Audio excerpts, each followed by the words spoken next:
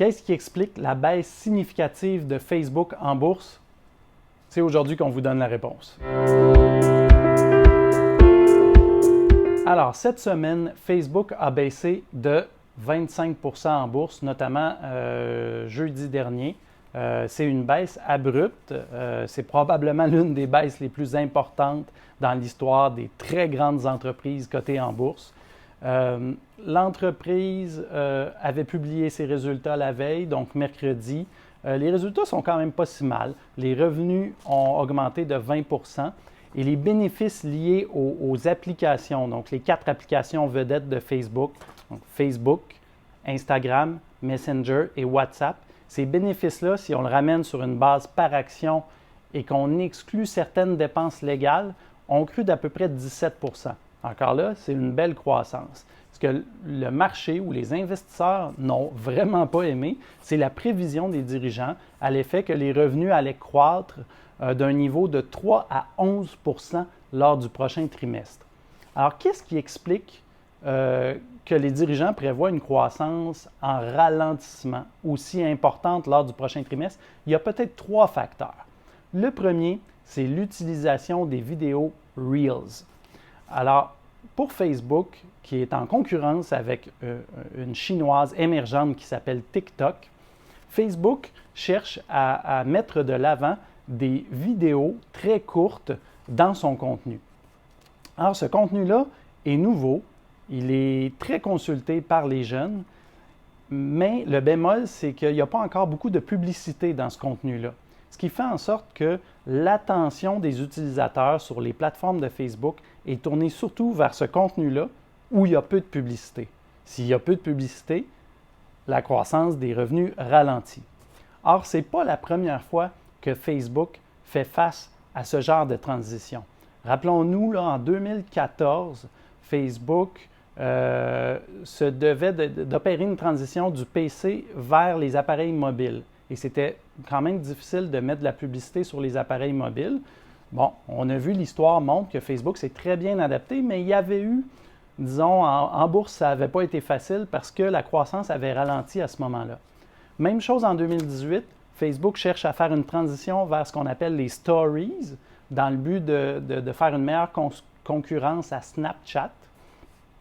Même chose, ça a pris un certain temps, la croissance a ralenti, et même à ce moment-là, le cours boursier avait baissé de 17% en une seule journée à cause de la croissance en ralentissement.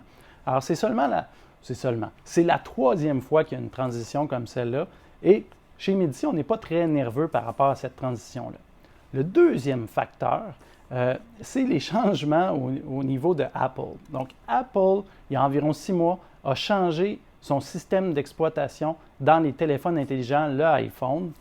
Et un des changements importants, c'est qu'elle demande l'autorisation aux utilisateurs pour qu'ils puissent être retracés par les applications. Ce qui fait en sorte que la plupart des gens ont dit « ben non, je ne veux pas qu'on me retrace ».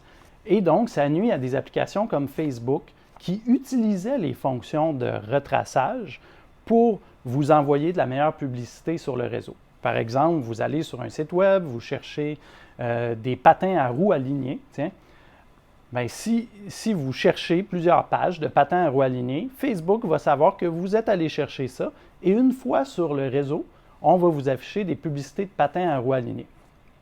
Alors, le blocage des fonctions de retraçage par Apple nuit à la monétisation d'une partie des utilisateurs chez Facebook et ça fait reculer la croissance. On pense que c'est un impact sur la croissance qui est temporaire. Bon, dans 6 mois, cet impact-là, ça va faire 1 an, donc il va avoir été annualisé.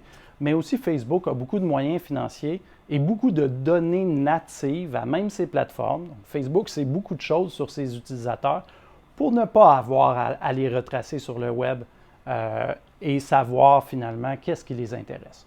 Donc, Facebook est capable d'afficher des bonnes publicités malgré ça et à un niveau qui est même mieux que plusieurs concurrents numériques. Le troisième impact ou facteur, c'est TikTok qui gagne en popularité, notamment chez les jeunes. Donc, TikTok, c'est une plateforme d'affichage de vidéos courtes, un peu comme les vidéos qu'on a mentionnées par rapport à Reels. Et donc, les jeunes ont tendance à aller beaucoup sur cette plateforme-là. Si les jeunes passent du temps sur la plateforme concurrente de TikTok, ils vont nécessairement moins passer de temps sur Facebook et Instagram. Et donc, ça fait en sorte que l'affichage publicitaire chez Facebook peut croître moins rapidement, voire dans le pire des cas, reculer. Donc, c'est les 3 facteurs. Le dernier est un facteur qui est plus tenace, mais les 2 premiers sont plutôt de nature temporaire. On peut se demander, est-ce que Facebook aujourd'hui est un bon investissement malgré sa débandade en bourse cette semaine? Bon, commençons par l'évaluation. C'est une entreprise à 240 $ par action qui s'échange essentiellement à 16 fois ses bénéfices passés. C'est une entreprise qui a une croissance qui est plus rapide que la moyenne des entreprises cotées en bourse, qui a un rendement sur le capital 3 voire 4 fois supérieur à ses concurrents et aux autres entreprises cotées en bourse. Encore une fois, performance économique exemplaire, un bilan inoculé, aucune dette, presque 50 milliards d'encaisse au bilan. Je veux dire, c'est une position financière extrêmement solide.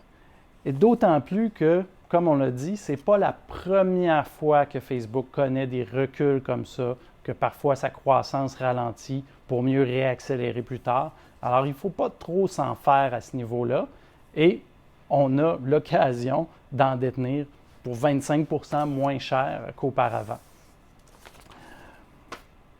C'est quoi tout de même les principaux risques d'un investissement dans Facebook? On en voit 2 qui sont plus importants. Évidemment, l'émergence de TikTok en est un. Il y a quand même des facteurs atténuants là-dessus. Le gouvernement américain n'est pas particulièrement heureux de voir une plateforme chinoise gagner en popularité aux États-Unis. Donc, ça se peut que le gouvernement américain cherche à limiter justement la croissance de TikTok par différents moyens. Mais si TikTok, néanmoins, devient une application beaucoup plus complète, par exemple avec des fonctions de communication, et qu'elle se met à plaire non seulement à des jeunes, mais aussi à des personnes plus âgées qui pourraient l'utiliser pour communiquer, ça pourrait être une menace très importante à Facebook. L'autre menace, c'est peut-être une menace plus interne.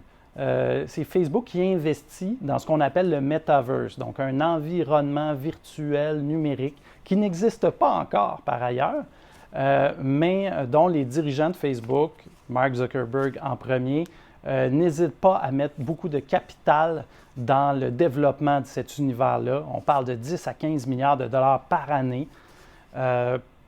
Pour nous, chez Médicis, on ne le considère pas comme des investissements. C'est vraiment des dépenses.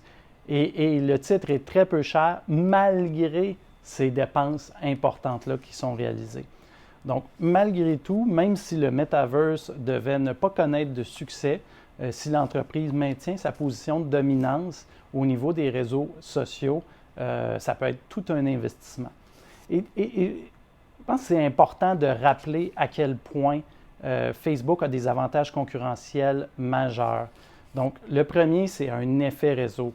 Quand vous avez presque 3 milliards d'utilisateurs quotidiens sur l'une de vos 4 plateformes, il y a beaucoup de connexions entre les différents utilisateurs, là. Donc, l'intérêt d'un utilisateur à ne pas y être, on manque beaucoup de choses, là, vu qu'il y a beaucoup d'utilisateurs. Donc, ça reste une plateforme qui est très, on dirait en anglais, sticky, là, qui est très utilisée dans le monde. Pour les annonceurs aussi, c'est très bien. Parce que les annonceurs, sur une seule plateforme publicitaire, ils peuvent afficher des publicités sur 4 plateformes dominantes. Facebook, Instagram, Messenger et WhatsApp. Et c'est très rare d'habitude les compagnies de médias sociaux qui ont 4 plateformes dominantes. Alors Facebook a la chance d'avoir ça dans sa famille. Et finalement, quand vous avez 3 milliards d'utilisateurs, vous avez une échelle beaucoup plus significative, par exemple pour faire des dépenses en recherche et développement, faire des dépenses en sécurité. Donc, c'est beaucoup plus facile de rentabiliser ces dépenses-là si vous avez une taille comme celle de Facebook que si vous êtes un concurrent. Donc, pour l'ensemble de ces raisons-là, nous, on pense que Facebook est un excellent investissement malgré la débandade de cette semaine en bourse. Et donc, on est très content d'être actionnaire malgré les soubresauts à court terme. Puis, si on regarde à plus long terme, on pense que c'est un très bon investissement. Donc, merci beaucoup. Si vous avez des questions, n'hésitez pas à communiquer avec nous. Au revoir.